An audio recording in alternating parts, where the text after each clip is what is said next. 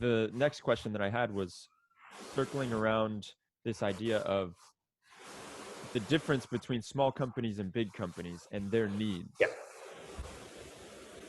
We definitely see. So for a long time, I was wondering, the Ubers of the world have been putting out their systems and architecture. And my field experience has been very different from that. And I kept wondering, why is that the case? Why is it not looking like Uber-like system? And then what I realized is that even in the narrow subspace of feature engineering, it's actually not one design point. It is, there are at least 6 or 7 design points. That means your feature engineering system could look like one of 6 or 7 different possibilities, depending upon the scale of your data. For example, if you look at the feature engineering system that was open sourced by Gojek, there you will find a very clean DSL to specify a feature.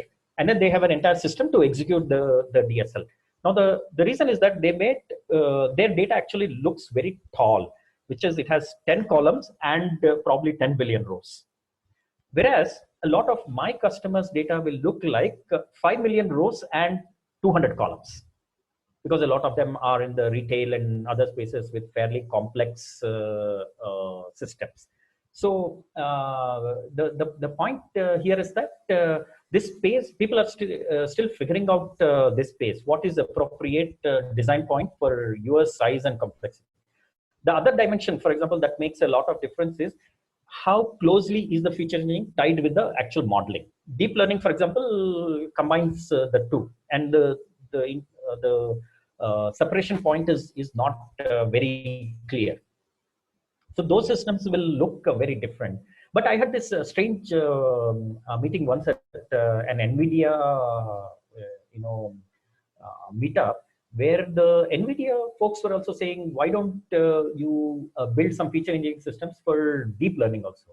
So there is a hint that somewhere there also, there is a need to factor out the whole data preparation part and treat it as a somewhat of a separate full-fledged activity shared across many models. So, but we haven't had enough experience in that to have a point of view on whether it can be done or whether it should be done and so on.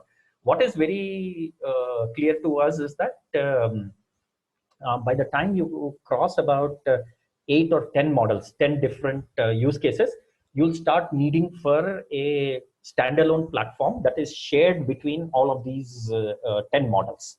Otherwise, the complexity will grow very fast. Just the sheer amount of confusion between the definitions of these features itself will bring you to a slow down or a halt. You say that,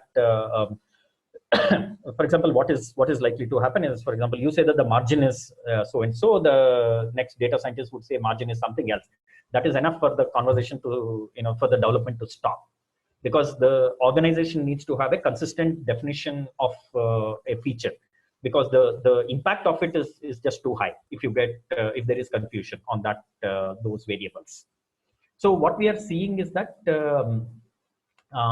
featuring as a standalone, you start off even if it is a single data scientist and a single model, you start out as an integrated activity, both modeling, feature engineering, data collection, everything.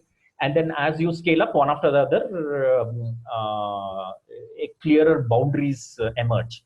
And our original clients used to be $1 billion, with massive teams and things like that. We are finding that our conversations today are with very early stage startups where they are thinking, already planning from day one for a scalable productionization process. So they want it. They want many models to be put into production. So they're talking to us earlier and earlier in the journey. Yeah, we've been seeing that too at Dotscience, that people come with the vision that they want this reproducibility before they get into all this technical debt. I think that's a great point.